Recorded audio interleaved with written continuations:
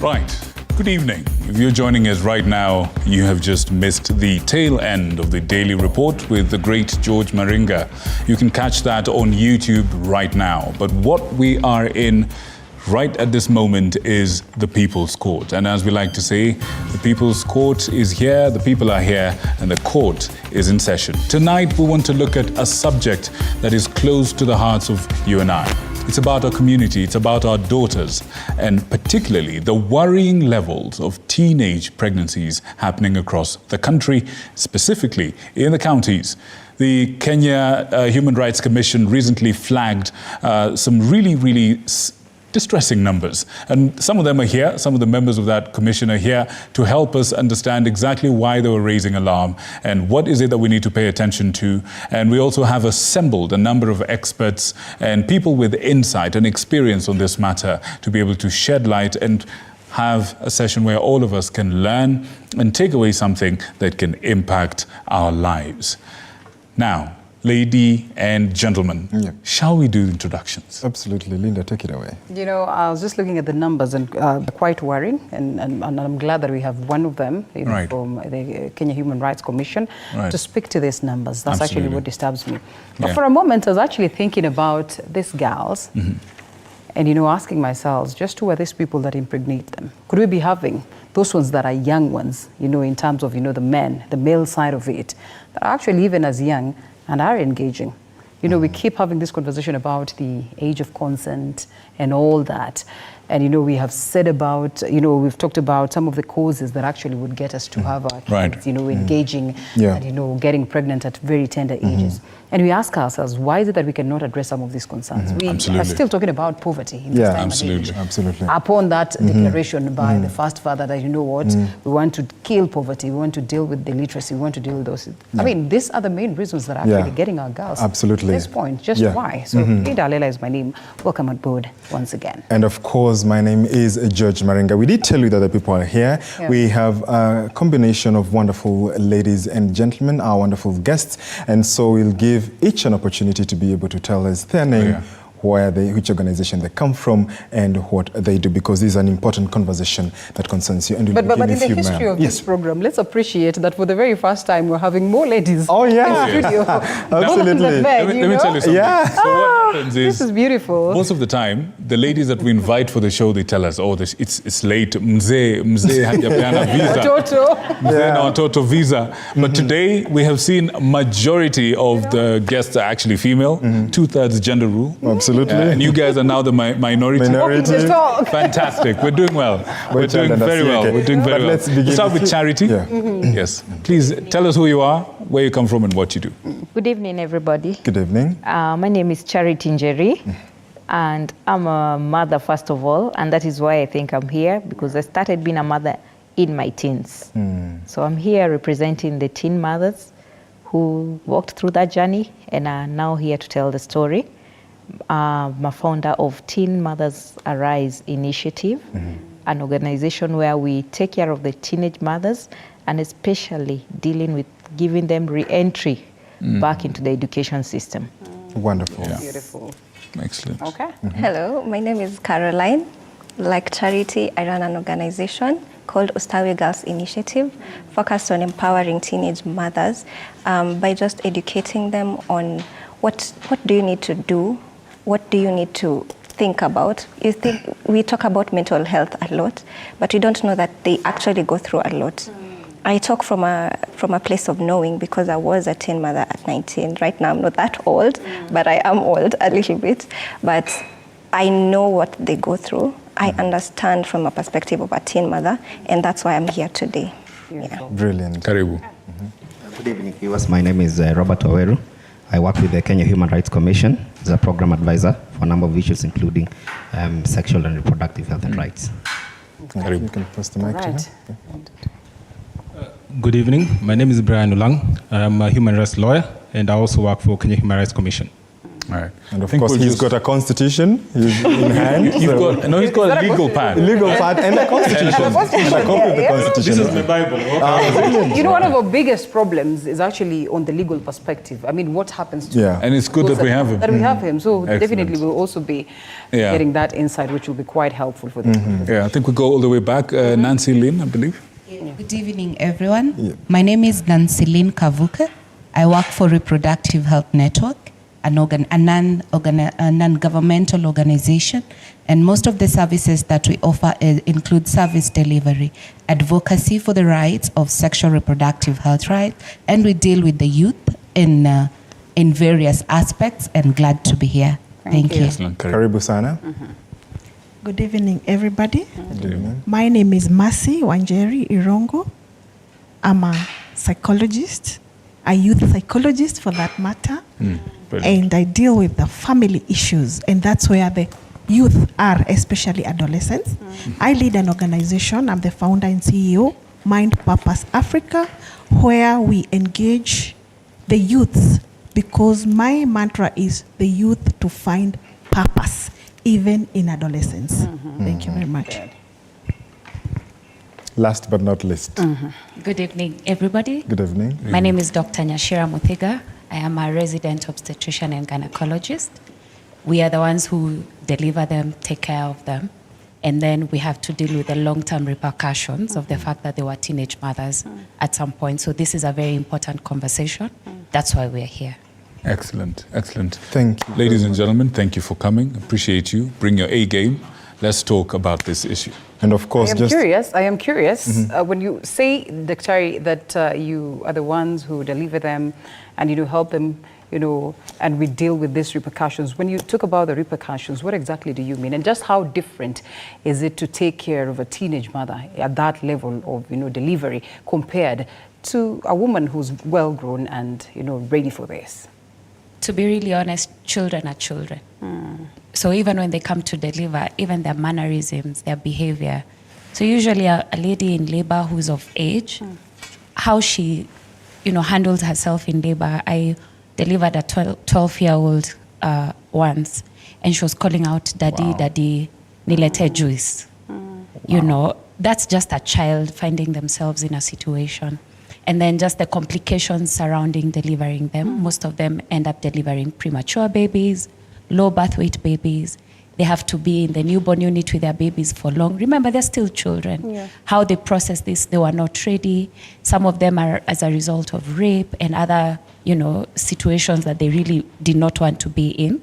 And then long term, they still come with now problems much later. Some of the studies actually show that teenage mothers, their children end up as teenage mothers as well. Wow. Yes. Most of them end up having children who end up as teenage mothers. So the problems are long term. Yeah. Okay. Yeah. Brilliant. And it is, of course, to be able to understand this conversation, this great conversation, I believe it would be great to, first of all, hear the personal stories of these two wonderful ladies who are joining us here today. And I believe we can begin with... the two C's. The two Caroline and Charity. Charity, yes. They say charity begins at home. Charity this is the home of untold stories. Absolutely. So Charity, let's have your untold story. And the coincidence is that I'm equally called Caroline. Oh, goodness. Look at that. Yeah. Look at that. So anyway, my name is Charity, like I said, and I'm here representing teen mothers because I once was there. I got my firstborn when I was around 17 years. That's 25 years ago now. And it wasn't an easy experience because I was in school. And why I'm passionate about discussing teen pregnancies is starting from the point at which I got pregnant, I was very naive. Today I laugh about it, but it wasn't funny then. Because I feel it's the same with the youth now, with the teenagers now. They're equally in the same position I found myself then, when I really did not understand the whole reproduction stuff that we were being taught in biology. Because I remember we were taught a lot about the safe days. We were taught a lot about precautions. That is in biology, like the theory part of it. But when it came to practical, we were daft. We didn't know nothing. And unfortunately, the mothers we had then, didn't have a way to speak to us about sexual issues. So what you'd be told, and because I'm a Kikuyu, and my mother used to say this, sorry mom, you have to listen to this, yeah?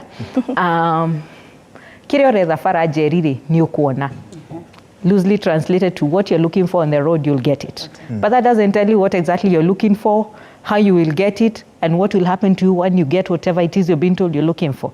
So it was just vague. And it was like that in so many other homes. But when now you come home pregnant is when you're told, actually, this is what we were telling you, what you are looking for, you will find it. And so here it is.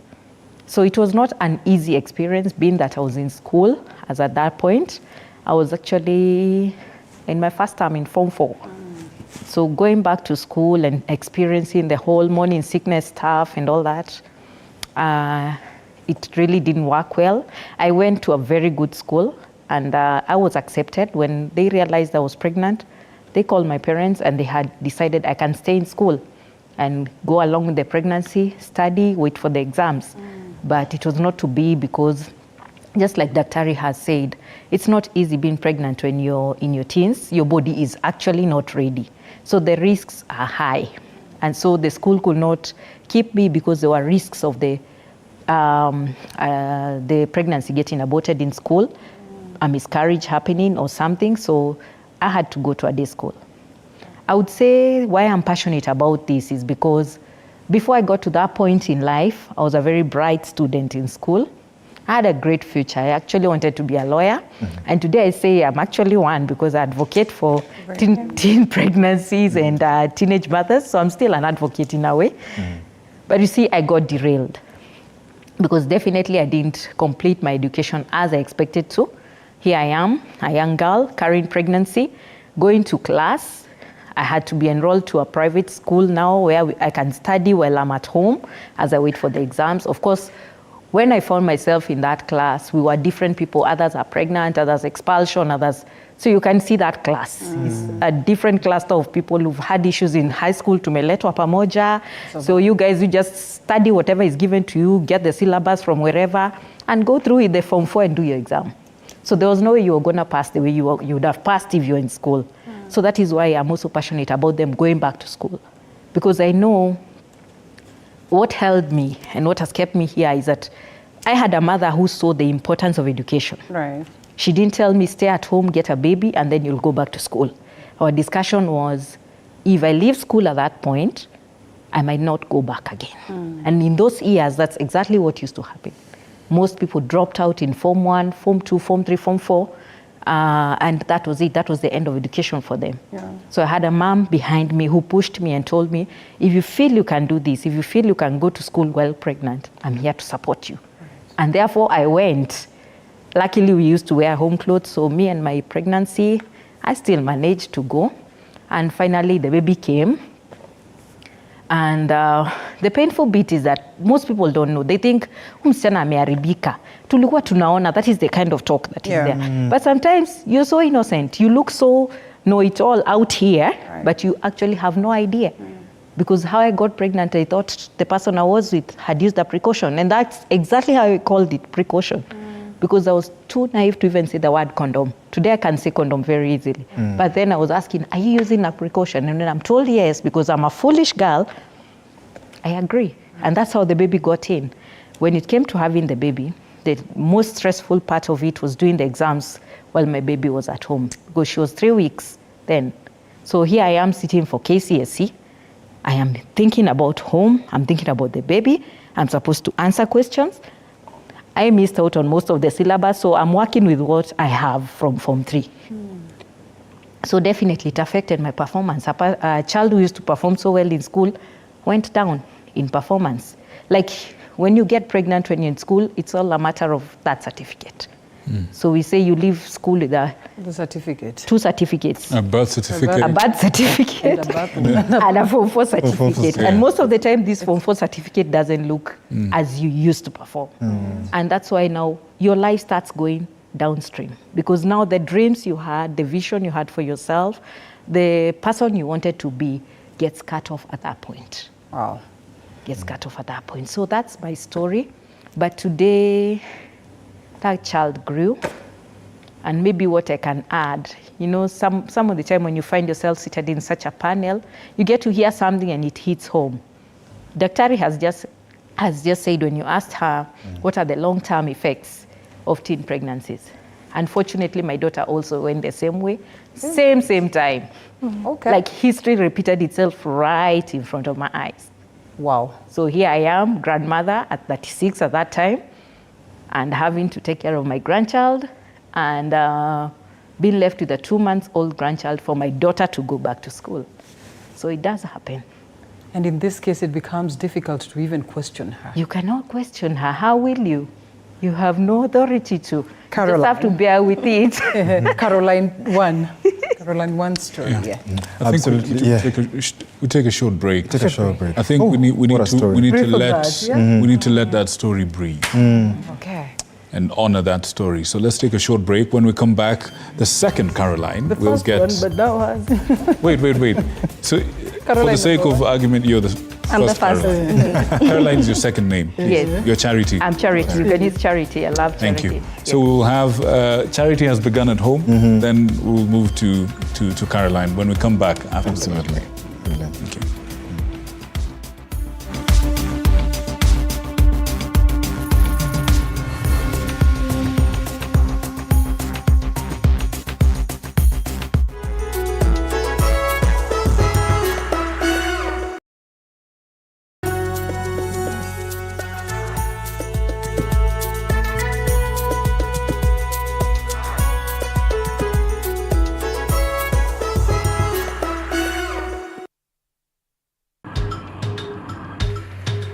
Na safari hii katika Mfahamu Kiongozi tutakuletea viongozi aina mbalimbali. Nikuwe na Nisani kama 10 na pia nikuwe menua minibus. Minibus niko niwa. Kushinda unaangalia simu ya mzee. Soma Biblia ama ingia kwa washroom ujisugue. Mpaka nimetoa hivi. I don't know whether any of my children would want to get into the political field. Sijajua bado. Kila Alhamisi saa 1:30 kuendelea.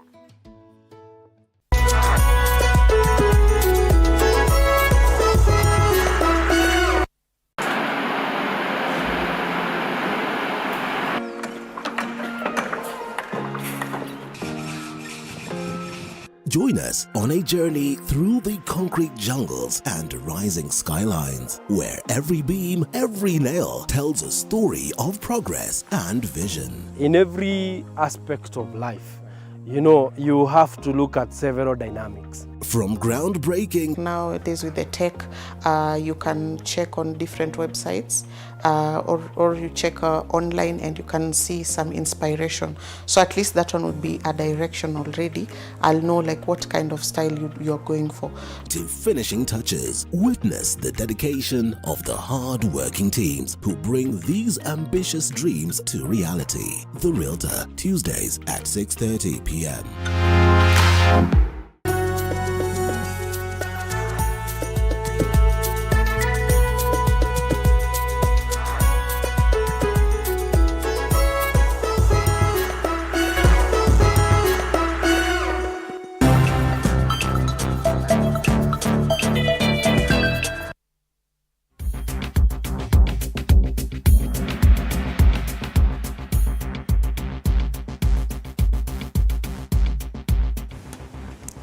Welcome back. In case you're just joining us, it's the People's Court is in session, and we appreciate your feedback as well. Thomas, you're saying, Thomas Hamisi, you're saying, well, representing, let me just get your comment. Watching from Rwaka, Mark may present Thomas Hamisi. Yeah, thank you so much, Thomas, for joining us on this discussion, of course, as we deliberate. There's Susie Wairimu as well. We've had Susie on the program, much earlier. Susie Wairimu is also a champion fighting for teen mothers. Susan Wairimu, thank you so much. You're watching from, I believe it's Kajiado County. Brilliant. Kajiado And I'm also County. seeing some on the SMS platform. Please tell us, your question or your feedback, but you're saying 3 numbers over here saying you're watching us from Meru. We appreciate for watching us from County 012. Now to the the first Caroline, before we proceeded on break, we had from Charity. Charity began at home. Tell us your story as well, perhaps if you tell us, how it all started and how you ended up even founding your organization. Yeah, so imagine being raised in a family of 6 girls. 6 girls? Yeah, you're the second last born. Everybody went through college or campus well, and then you were just about to graduate, and then you get expected, yeah? So at the age of 19, I got pregnant, and I was in my 3rd year. Ilikuwa that period COVID-19. So the thought of even calling home was quite hard, because everybody has gone well. Everybody is expecting you would go well. You are a very calm child. Everybody is like, we like her, she talks, she relates with everybody, but there's this thing that has come, and how can I just call home and tell my mother, hi mom, there's a baby coming. I did just that. So at night, my mother called me, told me, your sister just delivered a baby boy. And I tell her, another baby is coming. And we keep quiet. And she says, atumesema nini? So we calm down, and then she tells me, let me deal with your sister, I will call you back. The story just continues with having to not talk to family for a while, and then being afraid of going to class, being afraid of even walking, because I was so tiny, and then my bump was very big. And I was so aware of my environment, you see? I was so aware of, will somebody look at me? How are they looking at me? There was no verbal communication of criticism, but the eyes told a lot. And I believe it's something that is inside, not on the people. Like, you'd look at me and I'd be like, oh, you are mini judge, you see? Yeah, so at just about Karibu, I turned 20. I get my kid, a baby boy, and I'm alone in the hospital. And it was scary, so scary. I didn't know what to do. Later, postpartum depression, I didn't even know I had postpartum depression. I learned it after founding the organization, which I wanted to deal with mental health mostly, because what really took me through that stage was not strength, it was the love from my family. Love and acceptance from the family. And that's why I focus a lot at Ustawi Girls Initiative. I focus a lot on mentorship, ensuring that these girls know that they can continue studying, because I finished my campus. I am currently doing my master's. Like, it's not the end of it. It's not the end of life. That's what my story wants to talk to these girls, and I understand them. You don't know what you're doing, or you know what you're doing, but then what society will see is a ratchet, let me use that term, or someone that just lost their way. Because there are questions like, you are not in CU, in campus, you didn't have people around you, and you see these questions are coming, and you were in CU. So there's a lot of religion and teenage pregnancy. There's a lot of, you will not continue with education. There was a statement thrown by someone close to me, and they said, you have shamed the family. And you see, that's a very hard word to listen to, especially coming from people that you respect, or people that you've entrusted with this information. In campus, you're probably aware about abortion. Yes. Quickly. Yes. Did you contemplate No. abortion at any point? No. Okay. Yes, I did not contemplate abortion. I learned that I was expected after missing my period for 1 day. Went to a clinic. No, I took a test. So a very faint line, a second line, and then I was like, it's over. I ran to the hospital, and then I was told, yeah, you are, and you might be a month or two pregnant. And I was like, okay. So I started planning how to call family. Yeah, but it's quite a hard journey talking about this, because at Usta we have a very young teenage mother. She's 11. She gave birth at 11 years old. Hold on. Yes. Say that again. What? Yeah, she gave birth at 11 years old. She was in class 8. Right now she's finished high school, but she got pregnant. Literally, she was defiled by someone older than her. These are things that you cannot go report because where is the evidence? Where will you get this person? They disappeared, you see? So we would want to know, to teach these people. You can actually get these people right at where they are. We can use the health facilities to get these people that have gotten these teenage girls pregnant, yeah? So, yeah, that's my story. Wow.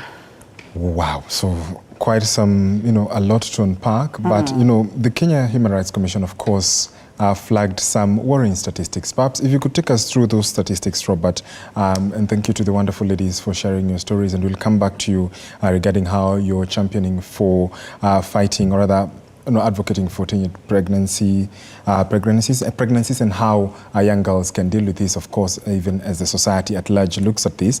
But Robert, what numbers are we looking at in terms of the statistics? Caroline and Charity are just about a few of the worrying trends that we are seeing.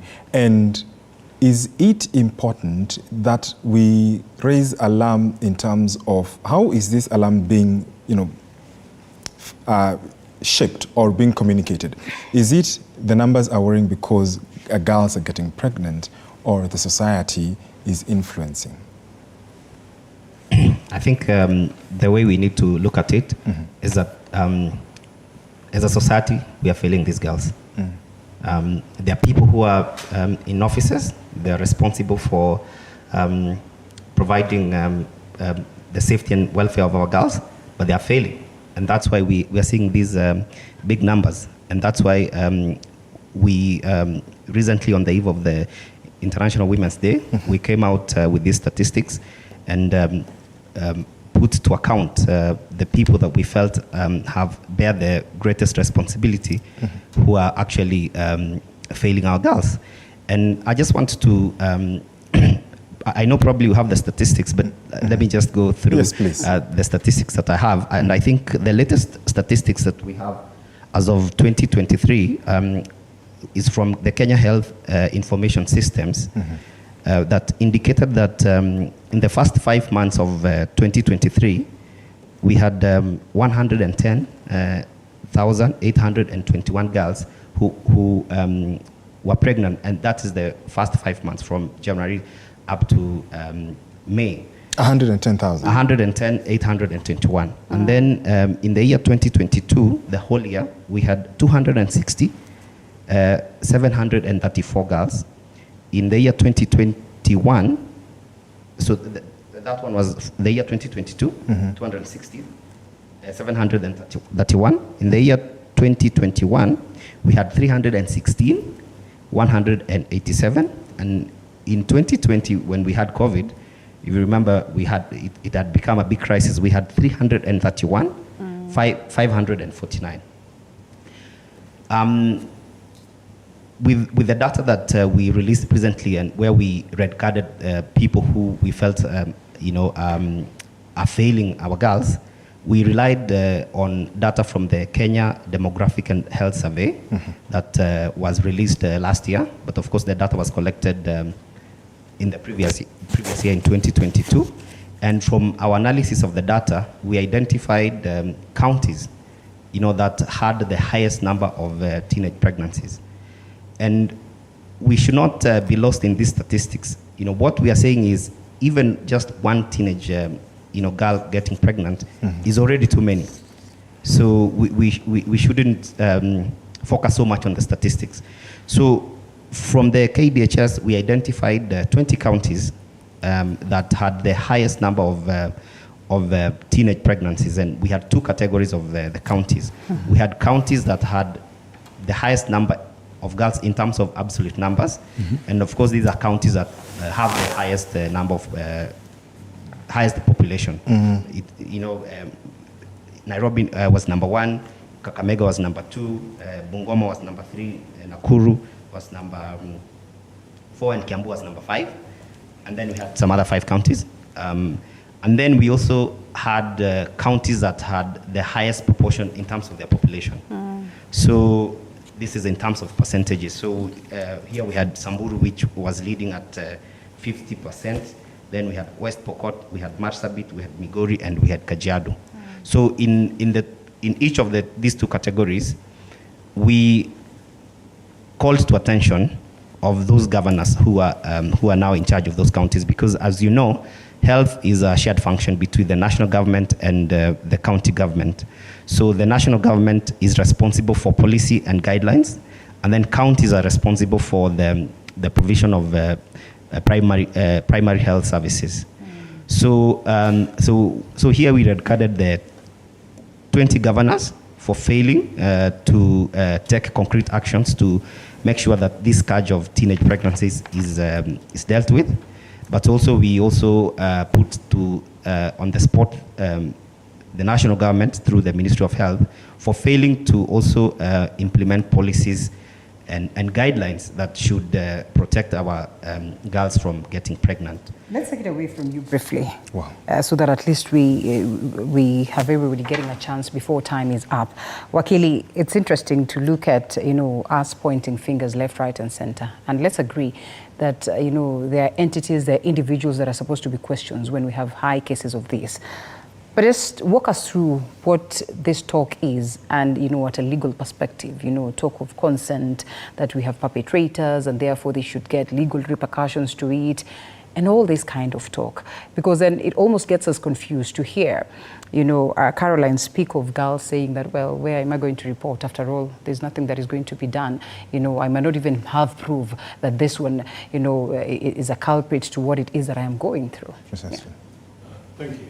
So the age of consent in Kenya is 18 years. So anything below, the moment you touch any girl below 18 years, that is automatically defilement.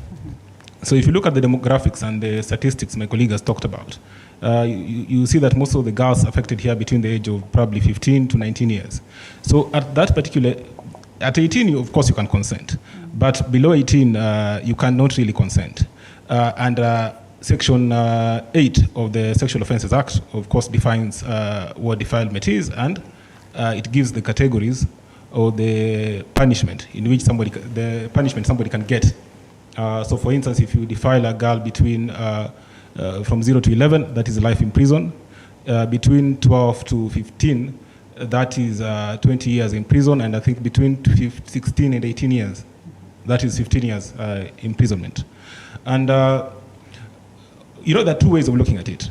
Of course, there are cases where what courts now refer to as Romeo and Juliet cases, where it's between a 15 and a 17-year-old, between a 15 and probably 18-year-old.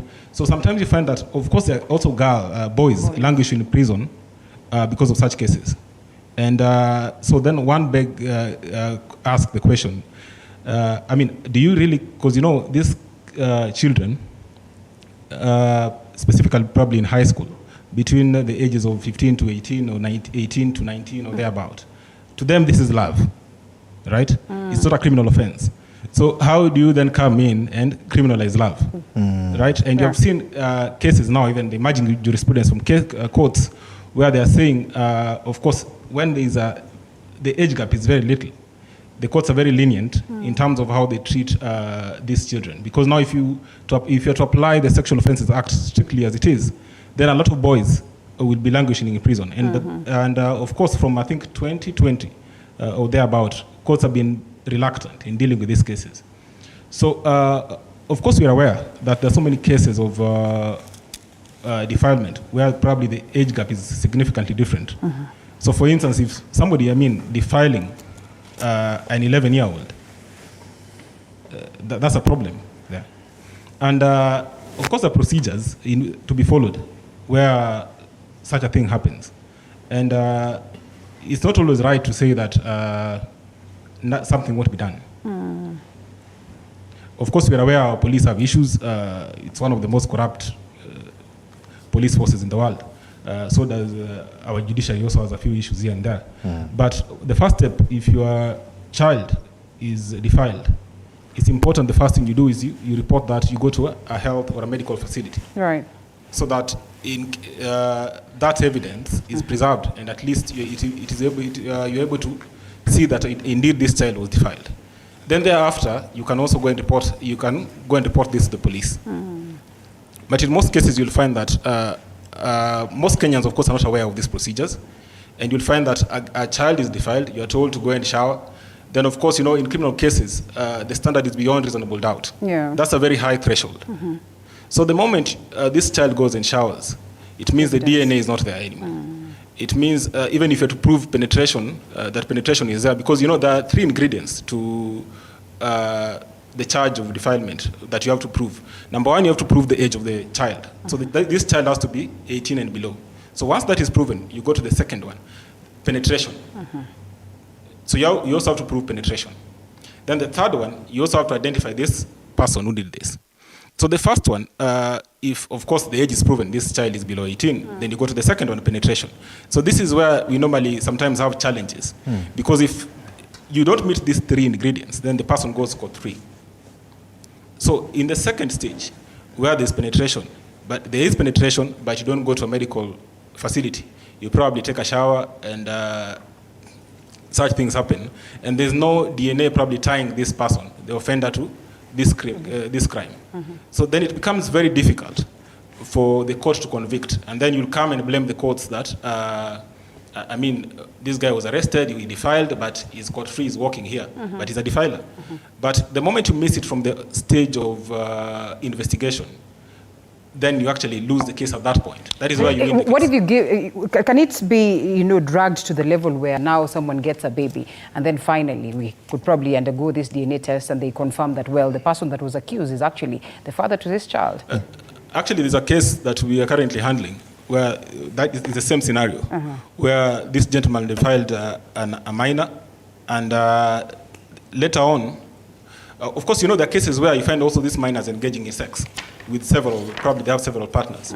But in this particular case, you find that this minor got impregnated by this gentleman. Right. But now, because he was arguing, you have this, because this minor had several partners. How do you prove that it's me actually who defiled her?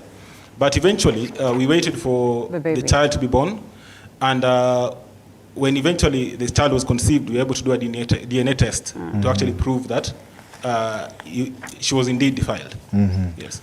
Okay. Right. I think at this point we want to bring in the ladies in the back. Let's start with Nancy Lynn. Tell us, what are the numbers not saying? What are the numbers not revealing, Nancy? Thank you so much. And in the Kenya Demographic Health Survey report, it indicated that 14% of unmet needs as far as the family planning choices and methods are concerned.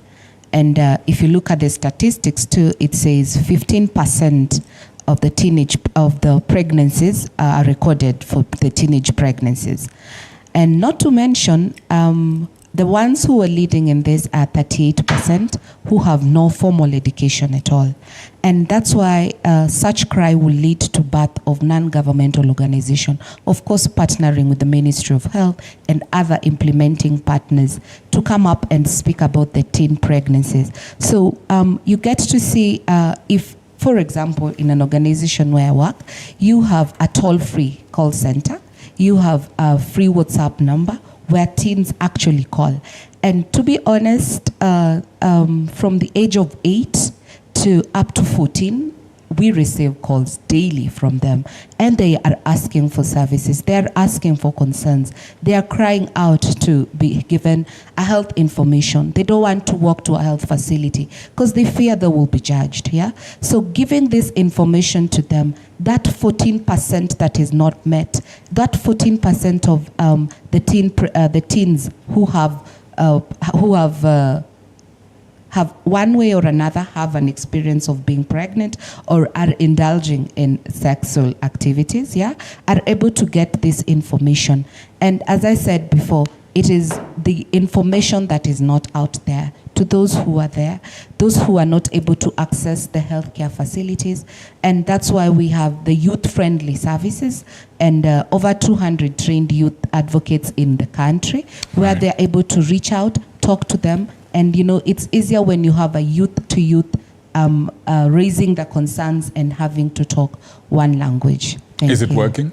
Yeah. Those engagements, are they working? It is working. It is working. And it's when you have youth advocates, rolling out, having this dialogue in the universities in Nairobi, for example, through different programs, you get to hear what concerns they have. You get to hear why are they not bringing it up on the table. One, because of social stigma. Two, because they will be judged. Three, because they have no one to talk to. So with such forums and through having people who are informed and expertise in their field, like the counselors, are able to help them walk through the journey. Right. Now, I think I've got a question that I think both the remaining ladies can actually answer from different perspectives. Could you tell us, walk us through what happens to a young girl when she gets pregnant way before the time that she's actually healthy enough to get pregnant? And of course, physiologically or biologically, what happens to them? And psychologically, what happens to them? Let's start with you, Wanjeri. Thank you so much. Really, when I listen to this conversation, my mind is asking, where do these children come from? That is the question. Because these children most of them come from homes, and they come from families. So, who do they live with? Are their parents? Are there caregivers? Are there mentors? Are there schools? Are there institutions? Yes, they are there. So, answering your question, when a child, a teenage girl, for example, gets pregnant, maybe at 13, there's a lot of shame in them. You've already heard from Caroline, There's a lot of shame. There's a lot of insecurity, The child feels, I've failed my parents. And you see, in teenage, let me talk about teenage in psychology. A teenager is somebody who is growing, They're growing, everything is growing. So it's like an industry. From their body, emotions, physical, muscles, hormones. There's a lot happening in these teenagers. And so most of them are not aware what is happening, and they want to test. The adolescents want to know who am I? So I want to test my feelings and hear how does it feel to be touched? How does it, they are really looking for, they want to experiment, that's the word. And so there's a lot of things happening in their bodies, of course, and again, they're getting a lot of pressure from their parents, pressure from peers. Remember, a teenager gets at their best when they're with their teenagers, and now here there's pregnancy. So, they lock themselves in the rooms. Some of them may take their lives. Others may opt for abortion. Actually, it's too sad that even parents help teenagers abort.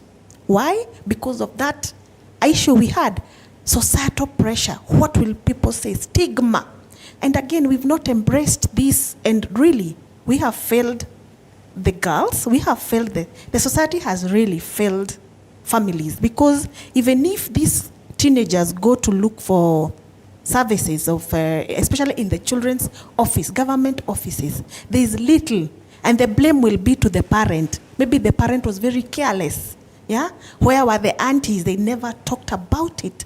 So I would say that a lot is in the teenager's mind, and what we recommend as psychologists is to give support. It is across the board. Even anybody who is sick, leave alone pregnancy. Even if somebody has a terminal illness, really they need support. So even this teenager needs accurate, very good support system so that they feel needed. You heard Caroline say that they felt alone. So this is the time to embrace. This is the time to go for STAWI organization. STAWI. The other organization, so that they be cushioned to bring good babies, healthy babies, and them going back to school, and life continues. Is it necessary to sometimes combine this, before Dr. Terry comes in, with some bit of toughness? Because I'll tell you of about 4 or 5 cases that I know of, and probably there's so many, that you get a teenage girl who gets pregnant, they probably are given that support and they're told don't worry and everything and all that. Before you know it, 2 or 3 years down, they're still teenagers, they have other babies. So you find that this one has like 2 babies, and I can pinpoint 3, 4, 5 cases that I have seen how that. So regardless of all this support that they were given and care and everything, they still went ahead. And now at this point, you don't even know what to categorize it as. So do you combine, all this element of counseling and support with some bit of toughness? Okay. One thing we recommend compassionate and empathy, because it has happened. Secondly, most teenagers who give birth and give birth again in their teenage, there's an issue with genetics. You've already heard about Charity, that she gave birth when she was a teenager, and she has said that her daughter still gave birth as a teenager. So it's a trend. It is normally a trend. And it is so genetic. It is very predisposed.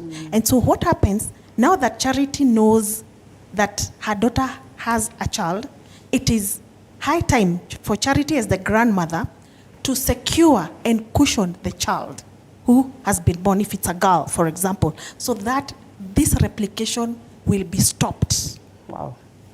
Wow, and it is at that point that indeed, as we simmer on that and we reflect on that, we want to take a short break. Of course, when we come, we speak to Daktari here and listen to her perspectives as an OBGYN. But keep your feedback coming. We are due for another short break. The People's Court is in session. Do stay with us.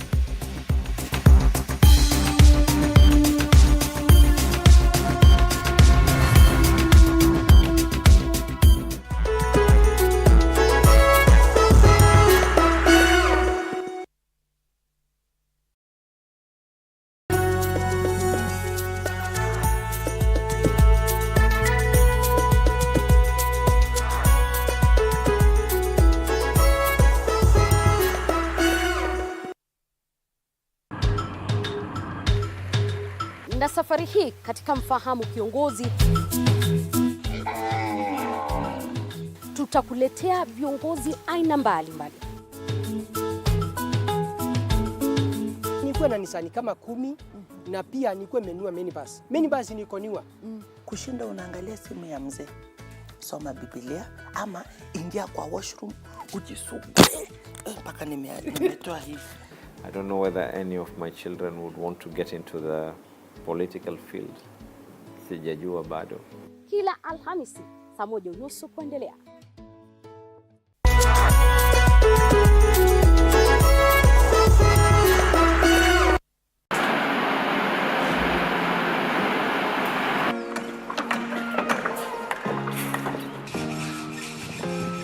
Join us on a journey through the concrete jungles and rising skylines, where every beam, every nail tells a story of progress and vision. In every aspect of life, you have to look at several dynamics. From groundbreaking...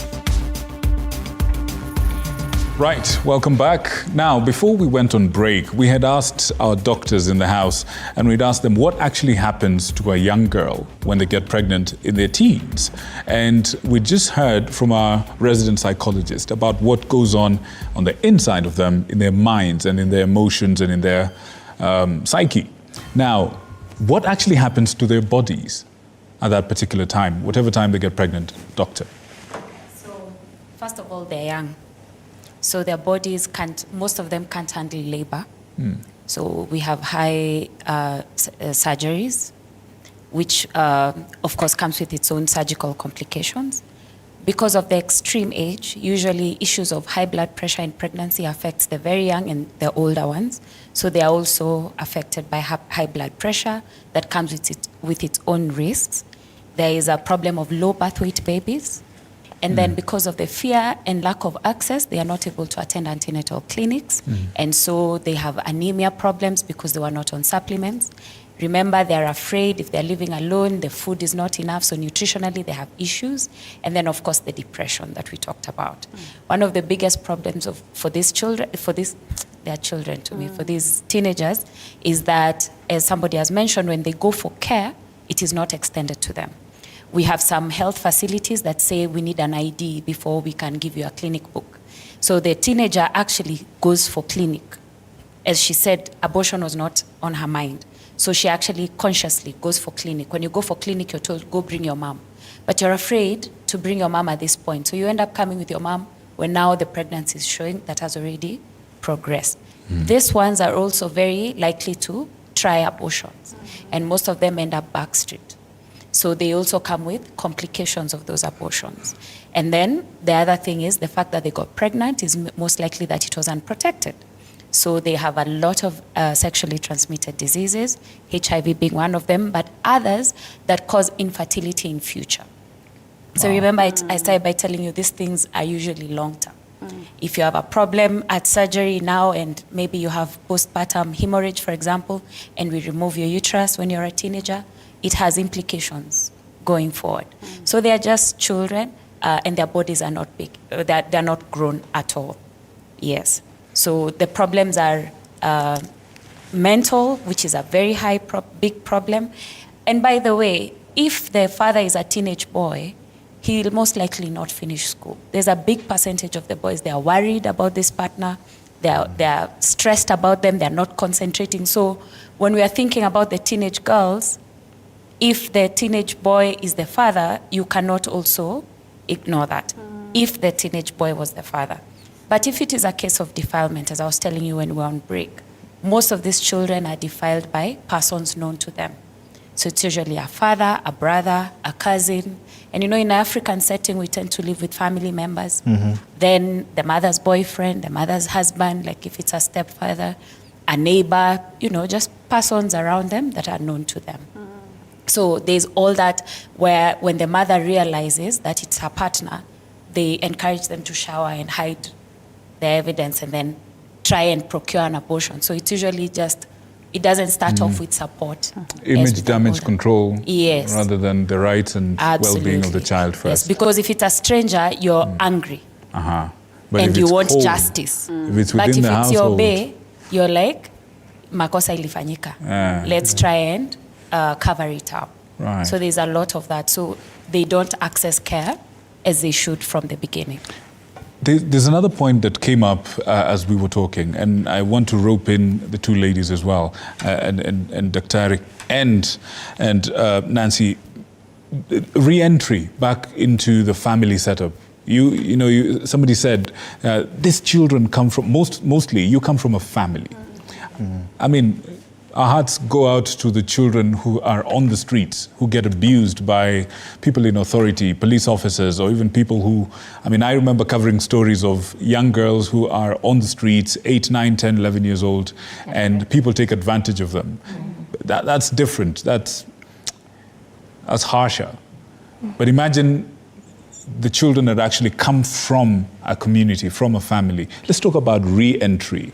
From your own stories, both of you, and from the children that you've been mentoring and you've been looking after all through in your organizations, what have you seen commonly happen when it comes to re-entry? Well, I would say back then, when it was my time, it was very difficult. And that's why I said most of those teen mothers ended up not completing school, because it was once you get pregnant, that's the end of your education. And that included even the family ostracizing you. Like most of those ladies ended up either going into prostitution or going to do odd jobs like being house helps and all that, just to fend for their children.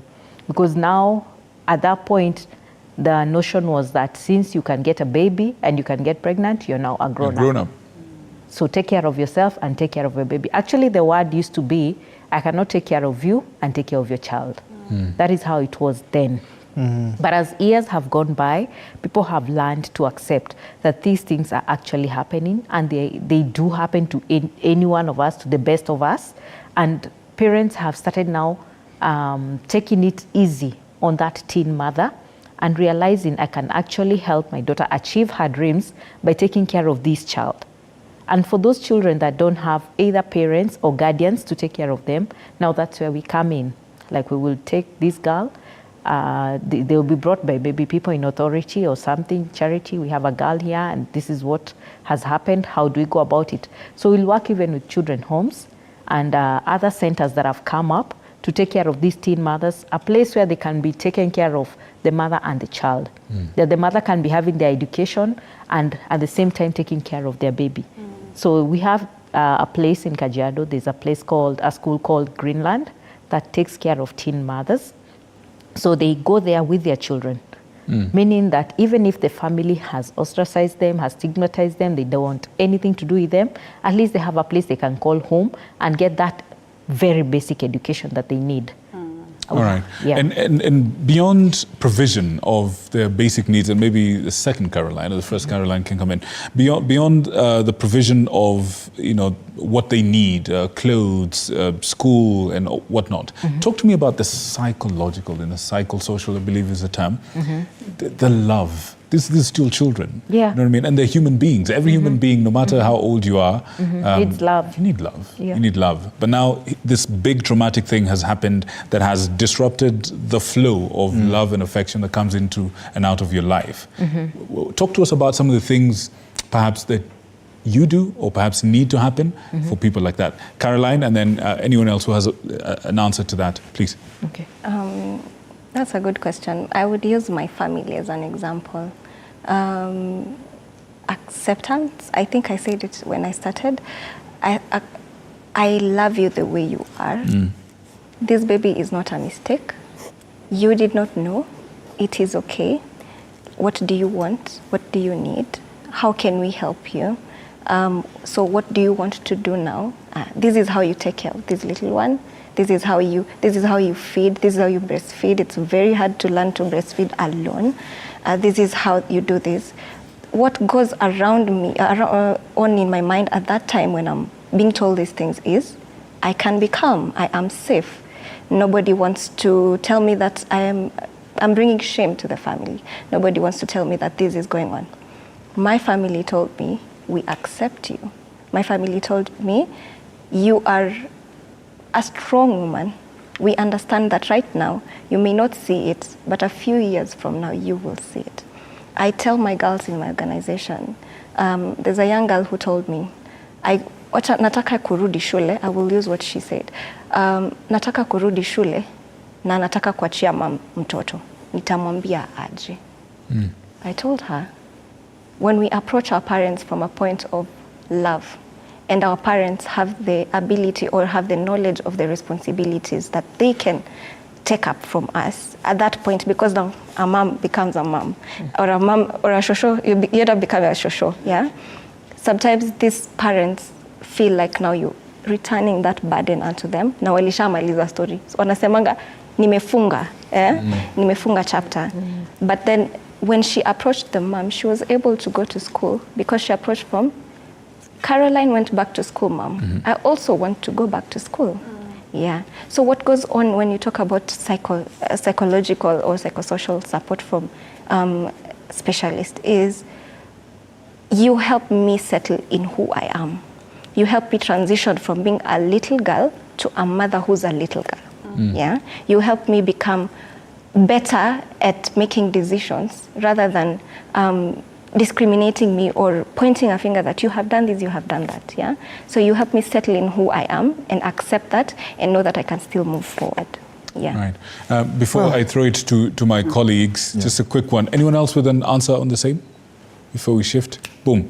Now, Brian, talk to us about, there's a number of people that are expressing concern that our legal system is actually antagonistic. It hates young girls and young people who get into this sort of trouble. Yep. Is our legal system predisposing or leaving loopholes and gaps that allow our people to be hurt and those that hurt them to get away with it? And quickly, once he's done with that, I want you to talk to us about the ideal from a human rights perspective. What would you like to see happen different that will help reduce those numbers even further from hundreds of thousands to 5 digits and lower and lower and lower, all right? Please. I think when you talk about the legal system, most people think about it and think about the legal system as a court, but it doesn't start there. What the courts have, it's like you bring food to them, they just sit there and wait for a case to come. So they'll judge or make a decision based on what you bring or based on the evidence you bring to them. So these things start at the investigation stage. So if you want to cure this problem of teenage pregnancies or defilement, where do you start, or rape, where do you start this from? At the investigation stage. So the moment you get that right, the moment the police and the moment Kenyans, or I'll say Wanjiku, is aware of the procedures to follow, then automatically the moment you have a watertight case is built at the investigation stage. So sometimes I believe that we sort of castigate courts or the judiciary without actually thinking or thinking how they make these decisions. So I wouldn't say that they actually, of course, we are aware that corrupt judges or corrupt magistrates, but these cases are not won at that stage when you go to court. They are won at the investigation stage because the standard is beyond reasonable doubt, which is a very high threshold. So if we get the beginning of this right from the point of investigation, then it becomes very easy for a judge or a magistrate to make a decision based on the evidence that you bring to them. Wakili, is there anything like a gentleman's agreement where you say out of court settlement? Like, for instance, we probably are assuming that all these dads could be runaway dads. But maybe there's one who would say, well, I agree, this happened, I know this is a child, but it was upon consent. I am willing to take care of the child. I'm actually willing to wait for the child to, finish school and then I can marry them. I mean, is there something that can be worked on in relation to that quickly? Any person below 18 years, there's no consent. You cannot have an agreement. No conversation. There's no agreement. You can't have a conversation there. What the courts look at, and this is emerging jurisprudence now, is if the age gap is very different, is very little. Like, for instance, if the age gap is 3 years, for instance, a 17 and a 19-year-old, these are more or less boyfriend and girlfriend. These are what you call Romeo and Juliet cases.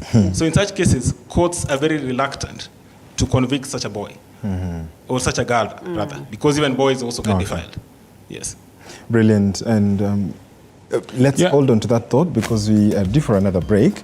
But even as we proceed for that break, just a news update is that Kenya Kwanza senators have passed the Affordable Housing Bill with 27 voting in favor after a 5-hour session and shoot down amendments pushed by Azimio La Umoja. As you head to the break, just some feedback here by at Stel Cheboy. We appreciate your time and watching the People's Court tonight.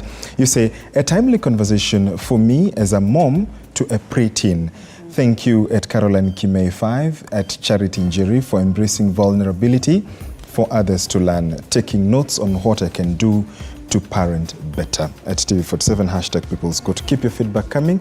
We are taking this short commercial break. When we come back, we have more as we enter the home stretch of this conversation on teenage pregnancies, our pregnancy crisis. Do stay with us.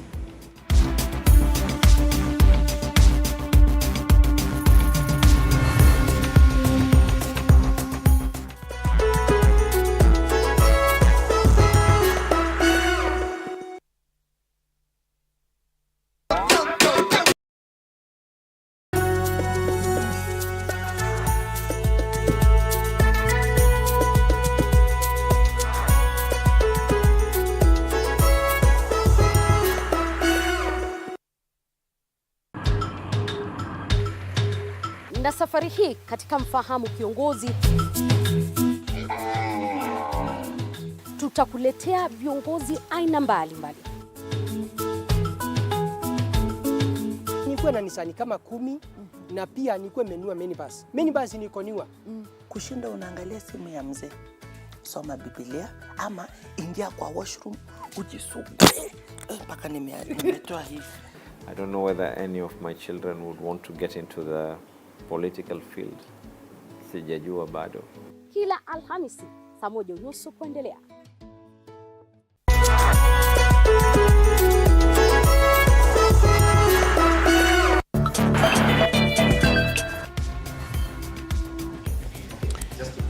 Right, welcome back. Just before we went on break, you were about to launch into something very, very powerful. Take it over, please. Yes. Just to pick on from where my colleague has left it, yes. I think following up on the question that you had asked, apart from some of the reasons that my co-panelists have raised, one of the biggest challenges we also have is the issue of our traditional cultural beliefs and practices that we have within some of our communities in Kenya. And there are many cases that do not even get to the point of the police station, that these issues are actually dealt with in the what is called kangaroo courts within the community elders there, where the perpetrator is told to pay maybe a goat or maybe a cow that is eaten by the elders, and that story is finished there. So that's one of the biggest challenges that we also have. And I think it's also important to highlight some of the human rights violations that come as a consequence of girls becoming pregnant, and because some of these my colleagues have mentioned, but I just want to emphasize that one of the biggest human rights violation that comes with that is the right to education. My colleagues here, they were lucky, to have proceeded with their education, and that's why they're here. Not many girls have a similar story. That when they became pregnant, that was the end of their life, and that's the start of now. Other social, economic, and livelihood challenges and consequences. And consequences, and that's why actually you find that there's repeat pregnancy, because when you get the first child, you have to fend for this child, and in the process, that's how you end up with this another. It's a cycle of poverty, which continues and continues from one generation to another. But also importantly, there's also the right to life and dignity, which Daktari has explained very well. It is a huge consequence also with regards to the right to health, the right to equality and freedom from discrimination. They have explained how when you become a teen, when you become pregnant at teen, or even you're a teen mom, the kind of discrimination that you have to go through in society, because our society is also a bit judgmental. But also importantly, there's also the right to freedom and security of the person, because most of these girls, as we have said, become pregnant as a result of sexual and gender-based violence, which is a big violation on their rights. So all these are violations that are actually enumerated in our constitution, that the state has a responsibility to protect our children from these violations. Actually, Article 53(1) of the Constitution is very, very clear. It provides that every child has a right to be protected from abuse, neglect, harmful and cultural practices, all forms of violence, inhumane treatment and punishment, among others. When you look at the kind of human rights violations that the teenage girls go through, it's a violation of all these violations. So the clarion call is that we have failed as a society, all of us collectively. We all have a responsibility to play as parents and also as government. Yes. All right. I have a very important question to direct to perhaps Daktari and Nancy Lane. And I don't know whether this is a human rights violation that maybe has not been mentioned. Family planning. First question, is it time that we probably begin having this conversation? I know we have already begun conversations where we introduce our girls to family planning. A violation in the sense that we have seen mothers who are actually extremely worried of having their daughters getting pregnant. And therefore, they will even tell you that back street, back door, without even the daughters knowing, they will take them to hospital so that, an implant is instilled, or perhaps an element of family planning, so that this child does not get pregnant. And 5 years, they probably do not know there's something foreign in their body. And then after 5 years, oh, you are sick, all of a sudden, let's go to hospital, this is removed, they have no idea and all that. Is that a violation? But again, is it necessary that we begin seriously having this conversation of family planning? Oh, yes, it's time we stop sweeping things under the carpet. Yeah, it's time we face it, as hard as it may be. And most of the challenges that are faced is usually the cultural practices and the conservativeness, of we don't want to deal with it. It's something to do with westernization from the global north. We don't want to deal with it in the African country or in the African context. So you find you have a teenage mother, yes, they've come to the clinic, they have gone through the pregnancy period, they have delivered, they have gone back. They are coming back again with the pregnancy. So it is important at their point of need, when they come back, we talk to them about family planning. We advise them on the choices. And it's good that we understand having sexual reproductive health care is a right of every individual. It's a right of that girl child who is walking into the facility. And if you get to hear stories back not in Nairobi or maybe in Nairobi, in the Bundus, you find the girls who actually get pregnant, it's out of poverty. They have to exchange it for just 5 shillings so that they get to afford something to eat at night. So advocating for these rights is very important, and having organizations that come up, talk about this family planning. How can it be available to them? How can they be informed about the choices that they can make? And we are saying, have your choice at your hands. Yeah, we call it chaguo mkononi. Have it at your hand. Know your right. You really want this, so come along. Talk to us and you can be able to get this family planning. Otherwise, the era of talking about you cannot go for family planning, you're too young. She has 4 kids. She is 19 years. So where is she going to feed these kids from? Yeah. Wow. Dr. Quickly before we come to you, psychologists, again, the dangers that would come with that, because then is that an entry point to engage? What about the diseases and all that? The truth is there are so many people that must come to the table for this discussion. Yeah. The policymakers, the parents, the teenagers themselves. Are you even listening to what they're saying?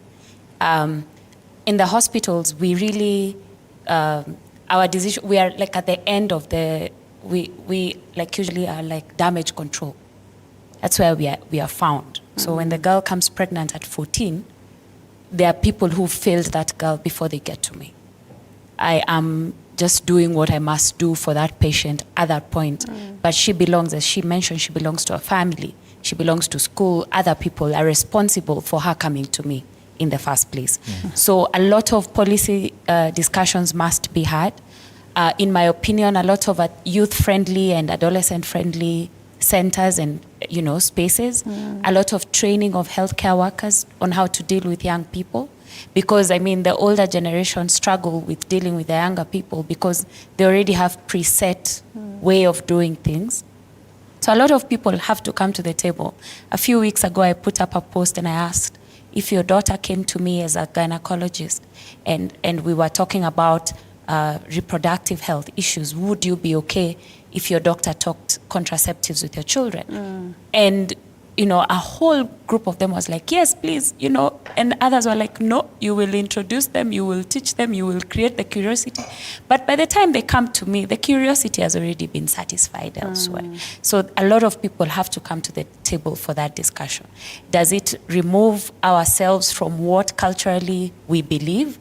That's why, when we say in our setup, we don't want to take global health, we don't want to copy what the Western are. We also have to contextualize it for us, and that's why they come to the table. Psychologists come to the table. People with experience come to the table. Yes. All of us have to have this discussion together. Right. Absolutely. And now we are entering the home stretch of this conversation, and as we sum up our closing remarks, I'd like us to, each of you to look at, the future. Because we've looked at statistics, 2020 seems to have been the worst year. But even as we look at the numbers, how do we then perhaps begin to look at how to address this from each person's point of view, what you'd like to see in the future? And I'll begin with you, Mercy. From a psychological point of view, what you'd like to see even as you firm up and close up this conversation? Thank you very much. Dr. has talked about them is like damage control. It has already happened. For us, as psychologists and social scientists, we deal with prevention. How can we prevent these girls from getting pregnant? And one of the things we do is awareness campaigns, sensitizing them themselves in schools, doing seminars and workshops. Myself, I do workshops even in the semi-arid. Remember, we've talked about culture. Like in marginalized counties, they're the most affected. If you looked at Samburu, looked at Narok, Kajiado, culture is too deep in this country. And truly speaking, the policymakers are still in the culture itself. So here we are in a dilemma because when you go to the policymakers, they're the people. So what am I saying? A lot of work is needed. Actually, the adolescent centers need to be established. I'm sure the policymakers are hearing this. We need to have a lot of people joining together so that we can have a preventive measurement for our teenagers, avoiding them getting pregnant. Thank you very much. Thank you very much, Nancy Lynn. I'll say we need to have access to information, access to services. And when we talk access, we are meaning accessibility in terms of, is it affordable? Is it available? When they walk to the youth-friendly services, for example, are they able to get the help, or they will come to the youth-friendly services and then they'll be turned away by the healthcare provider? So having this as a feature for them to come up, for them to be able to access these services without fear of being judged, without fear of being discriminated at all. So this will help them to always come up and speak about the health issues. Great. Thank you. Dr. Yes. What do I want to see? In the future, yes. In the future. That we actually acknowledge that first they are children, and so we are responsible for our children in this country. Everyone must do their bit for the children of this country. Then let's have conversations with each other. You know, sometimes we find ourselves talking over each other and everyone's standing their ground and feeling, I am right, you must take my way. Let's listen to one another, because I believe we want the same thing. These children are the mothers tomorrow. They're the leaders tomorrow. They're the next people. So we have to listen to the teenagers. We have to listen to, why are the policymakers worried about making certain decisions? Yeah. What are the politicians saying about these things? What are the parents of these children saying? What are the healthcare workers worried about in this? So for me, the future is a discussion where everybody comes to the table and listens to what the other person has to say. Brilliant. Briefly, Wakili. I think we need to take collective responsibility because these numbers are worrying. And what we need to do, we still need to stop invoking religion, we need to stop invoking culture in these issues. That is how we are going to solve this problem. Thank you. Brilliant. Every institution that is mandated with the protection of children must take its own responsibility and do whatever they have been in office to do. I mean, Kenyans pay taxes, and these people are paid to do their job, and they don't do their job. So at the national level, in terms of policy, they should make sure that they get their head out of the sand, come up with proper policies, and then at the implementation level, to make sure that these policies are implemented. At the county government level, they're in charge of provision of services and products. They must ensure that these services are availed to these needy persons. Brilliant. You get the last words? For me, I would go to the national level. I would advise the government to increase budgeting allocation for SRH, sexual reproductive health services, so that you can improve affordability and accessibility. If I can access, then I can know what to do and how to do it and when to do it. Brilliant. Charity? I would advocate for more care centers for these teen mothers and more openness in admitting them back into school and less stigmatization when they get back into school. But this can only be done when the right systems are put in place by the government. All right. Yeah. Real quick, what's the name of your organization for the people at home? It's called Teen Mothers Arise Initiative. Teen Mothers Arise Initiative. Is that the name on social media as well? They can Google yes, that. It is. Teen it Mothers is. It is Arise on Facebook. Initiative. Yeah. And yours is? Ustawi Girls Initiative. Ustawi Girls. Yeah. All right. Thank you so much. Quick comment from Susie Wairimu, who's been watching. She's one of you, one of the people that are advocating for young girls. Addressing teenage pregnancy in Kenya requires a multifaceted approach involving education, access to healthcare, community involvement, and policy changes. Thank you, ladies and gentlemen, for that. We understand it's a big conversation and we may not be able to cover everything, but we certainly appreciate that which we've been able to cover in this conversation. We will invite you back again, and hopefully we'll be able to advance the conversation to a better place, and hopefully with better numbers and better results. Thank you so much. Thank you so much. Quickly, Basi Wanjeri, youth psychologist, thank you so much for the great insights. Robert Waweru, KHRC program advisor, asante sana. Brian Olang, human rights lawyer, asante sana. Wakili, Dr. Chira Mudhiga, resident obstetrician, that's a tongue twister for everybody, as well as gynecologist at UON. Thank you so much. Dr. Charity Njeri as well. Thank you so much for the great insight. Charity Njeri is the founder of Teen Mothers Arise initiative, like you rightfully put it. Thank you so much. Caroline Kimei, who was the founder of Stawi Girls Initiative as well. Thank you so much. And not forgetting Nancy Lynn Kavuka. I cannot. A trained nurse by profession and equally a health system management expert. My name is Linda Lela. Thank you. My name is George Maringa. We appreciate your feedback, your time, as well as keeping it the People's Court right here on TV47, the home of Untold Stories. And of course, next week, we'll bring you another session of Untold Stories.